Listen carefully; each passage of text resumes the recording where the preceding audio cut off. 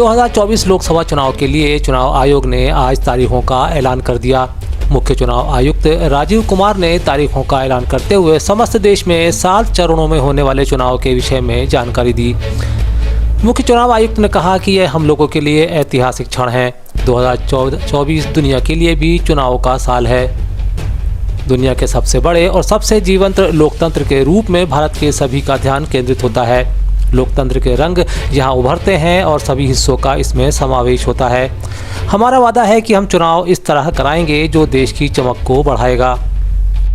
Second phase और first phase में 21 states जाएंगी पोल में। Second phase notification will start on 28th of March and date of poll will be 26th of April. Similarly here in case of J&K, because of the some holiday, the date of one day would be different, date of security of nomination would be different, but date of gazette notification और date of poll would be common. Phase 1 में 21 राज्य polling में जाएंगे और phase 2 में उसमें से और राज्य जुड़ जाएंगे। So this is the map which would be phase 2, जिसमें हम नॉर्थ ईस्ट में काफी जगह चुनाव को कंप्लीट करते हुए, तमिलनाडु में कंप्लीट करते हुए सेकंड फेज में राजस्थान को भी कंप्लीट करें। आइए बात करते हैं मध्य प्रदेश की। बता दें कि पहले चरण यानी 19 अप्रैल को सीधी शहडोल, जबलपुर, मंडला, बालाघाट, छिंदवाड़ा में मतदान होगा, जबकि दूसरे चरण में 26 अप्रैल को टीकमगढ़, दमोह, खजुराहो, सतना, रीवा, होशंगाबाद और बैतूल लोकसभा सीटों पर वोटिंग होगी। इसी के साथ तीसरे चरण में यानी 7 मई को मुरैना, भिंड, ग्वालियर, गुना, सागर, विदिशा, भोपाल और राजगढ़ में मतदान संपन्न होंगे। चौथे और आखिरी चरण में यानी 13 मई को देवास, उज्जैन, मंदसौर, रतलाम, धार, इंदौर, खरगोन और खंडवा जिले में वोटिंग होगी, जबकि नतीजे 4 जून को घोषित किए जाएंगे। अब जबकि 2024 लोकसभा चुनाव का शंखनाद हो गया है, विभिन्न पार्टियों ने अपनी अपनी प्रतिक्रिया भी देनी शुरू कर दी है। लोकसभा चुनाव 2024 की तारीखों की घोषणा के बाद उत्तर प्रदेश के उप मुख्यमंत्री केशव प्रसाद मौर्य ने कहा, उत्तर प्रदेश में जो 80 की 80 लोकसभा सीटें हैं उसमें भाजपा और एनडीए गठबंधन की संपूर्ण विजय होगी। उन्होंने चुनौती देते हुए कहा कि इंडिया गठबंधन संगठनात्मक तौर पर भाजपा के मुकाबले कहीं नहीं है। इसमें 80 की 80 लोकसभा जो सीटें हैं उसमें भाजपा और गठबंधन विजयी होगा। 7 चरणों में चुनाव की अभी चुनाव आयोग ने घोषणा की है। मैं 7 चरणों में, क्योंकि पहले भी चुनाव हुआ है और भारतीय जनता पार्टी का जो संगठनात्मक तंत्र है वह बूथ तक इतना मजबूत है कि सारे जो विपक्षी अर्थात इंडी गठबंधन है वह कहीं पर संगठनात्मक दृष्टिकोण से भारतीय जनता पार्टी के मुकाबले में नहीं है। भारतीय जनता पार्टी जो चुनाव होने वाले हैं हमारे उत्तर प्रदेश के, जो 26 विधानसभाओं के देश भर में चुनाव आयोग ने ऐलान किया है और 4 राज्य विधानसभाओं जिसमें आंध्र, उड़ीसा, सिक्किम और अरुणाचल में हमारी सरकार है और बाकी राज्यों में हम सरकार बनाने जा रहे हैं, ऐसा हमें विश्वास है। उधर भाजपा प्रदेश अध्यक्ष वी.डी. शर्मा ने कहा कि लोकतंत्र के सबसे बड़े पर्व यानी लोकसभा के चुनावी कार्यक्रम घोषित हो गए हैं। मैं मध्य प्रदेश भाजपा की ओर से चुनाव आयोग को धन्यवाद कहता हूं। उन्होंने कहा कि जिस प्रकार से चुनावी प्रक्रिया को पूरी तैयारी के साथ देश के सामने रखा गया है उसमें पूरी पारदर्शिता, पूरी स्वच्छता पर उन्हें पूरा भरोसा है।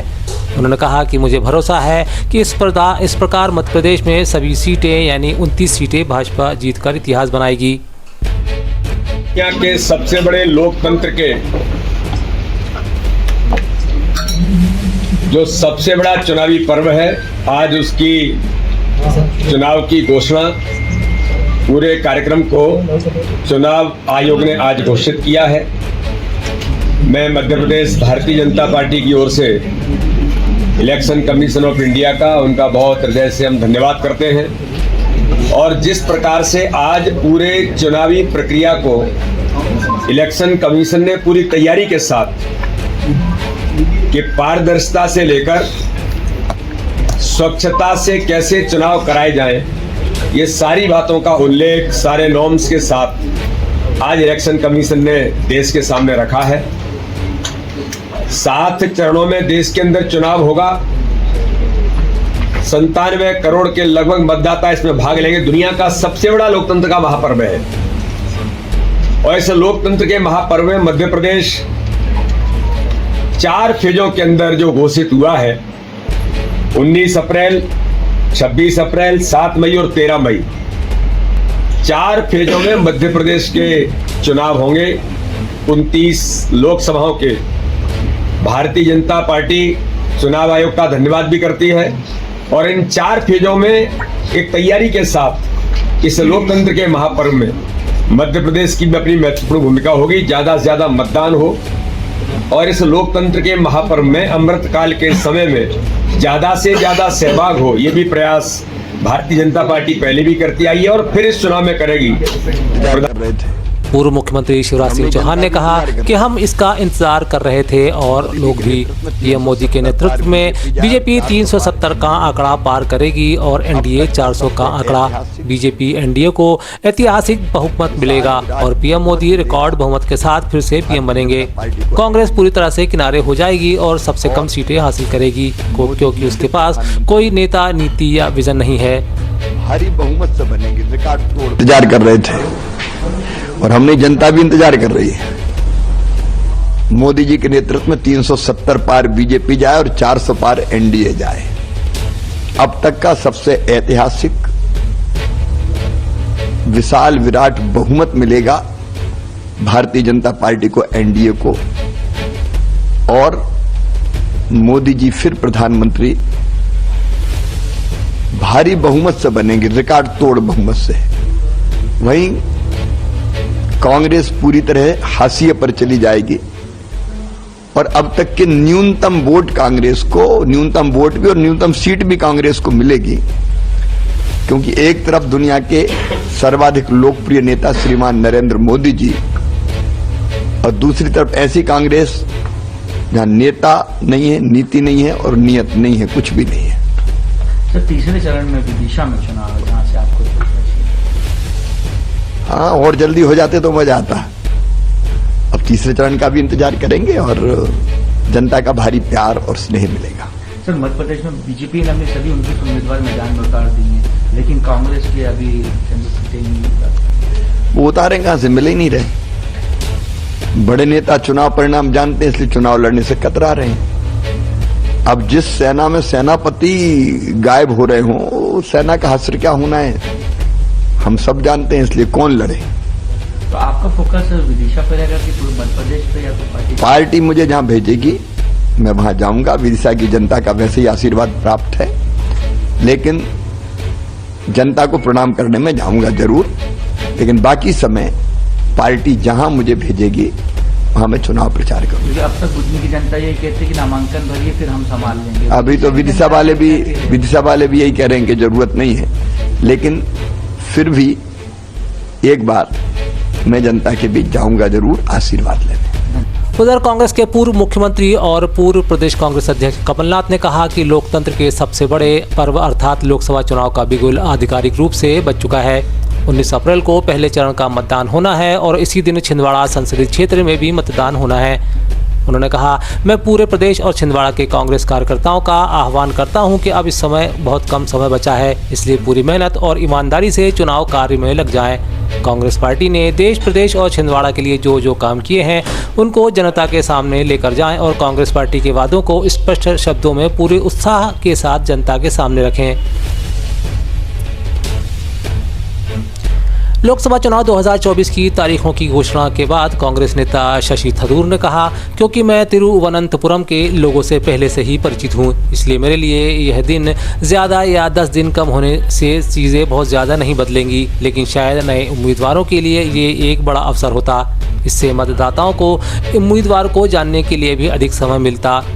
उन्होंने मतदाता और मतदान की तारीखों पर सवाल उठाते हुए कहा कि 4 जून का दिन देश के लिए चौंकाने वाला है। इस बार पिछले चुनाव के मुकाबले काफ़ी लंबा समय दिया गया है। Yeah, I mean, I'm as ready as I'm going to be, I think. I mean, the fact is, we probably thought it might be about 10 days sooner, but to be honest, 26 doesn't make very much difference. For me, because I'm already known to the people of Thiruvananthapuram for 15 years, 10 days more or 10 days less would not change things very much. Perhaps for the new candidate, it gives him a greater opportunity to familiarize himself with the electorate. Conversely, of course, it also gives the voters more time to know what he stands for, what he really believes in, and that could cut both ways. So in the end, I'm not sure it makes very much of a difference. June 4th for the counting is a bit of a surprise. It's a lot longer than previous elections that I participated in, where I think each of my 3 previous elections were well done and dusted by May. June 4th would mean that normally Parliament would assemble for swearing in only after about the 14th, 15th of June, which is very much later than before. Lok Sabha चुनाव 2024 की तारीखों की घोषणा पर Samajwadi party सांसद डिंपल यादव ने कहा, इस बार के चुनाव बहुत ही महत्वपूर्ण चुनाव हैं। यह चुनाव उत्तर प्रदेश की दिशा बदलने का काम करने वाला है। युवाओं को रोजगार मिले या न मिले, ये इसका चुनाव है। महिलाओं को सुरक्षा मिले या न मिले, यह इसका चुनाव है। चुनाव बहुत ही महत्वपूर्ण चुनाव है और मैं प्रदेश के सभी लोगों से कहूँगी कि बहुत सोच समझ के चुनाव अपना वोट डालें, क्योंकि यह चुनाव जो है यह उत्तर प्रदेश की दिशा बदलने का काम करने वाला है। युवाओं को रोजगार मिले या ना मिले, ये इसका चुनाव है। महिलाओं को सुरक्षा मिले या ना मिले, ये इसका चुनाव है। हमारे किसान भाइयों को MSP मिले या ना मिले, ये उसका भी चुनाव है। अब मैम, इस बार पहली बार ऐसा हो रहा है कि 85 वर्ष से ज्यादा उम्र की महिलाएं घर पर वोट डालें। इंदौर में एक बार फिर पूर्व CM दिग्विजय सिंह ने भाजपा पर इलेक्टोरल बॉन्ड को लेकर हमला बोला है। साथ ही उन्होंने कहा कि ED और CBI सहित अन्य एजेंसियां भाजपा के राजनीतिक हथियार हैं। उन्होंने कहा कि इलेक्टोरल बॉन्ड में देश के बड़े घरानों का नाम न होना भी अपने आप में संदिग्ध है। साथ ही उन्होंने कहा कि शेल कंपनियों से चुनावी चंदा लेने का यह प्रत्यक्ष प्रमाण है। मोदी जी कहते थे न खाऊंगा न खाने दूंगा, ये भी उन्होंने कहा था कि मैंने सारी शेल कंपनीज बंद कर दी और ED IT के छापे काला धन के खिलाफ उन्होंने कार्रवाई करने का वादा किया। विदेशों से काला धन लाएंगे नहीं, और अधिक काला धन देश के बाहर चला गया। अब ED IT का एक राजनीतिक हथियार उनके हाथ में है। अपने विरोधियों के खिलाफ इसका उपयोग हो रहा है। ED IT CBI के छापे डलवाओ, उनको डराओ धमकाओ और भाजपा में शामिल कर लो।